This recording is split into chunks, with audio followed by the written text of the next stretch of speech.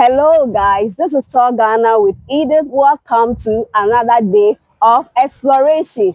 Today we are on the Kroboland. It is their annual festival known as the Mayim. So if you see me here, the people of the land are well prepared for their annual celebration. I am just standing right in front of the Chief's Palace that is just across the road, and by tomorrow the whole place is going to be chaotic. They will come gather to celebrate their annual festival. It is a form of homecoming, family reunion, and another reminder to ask of the land's blessing to be able to continue with the following year. So come along, follow as we bring you every little episode you need to know about the Mayan festival of the people of Krobo. Yes, so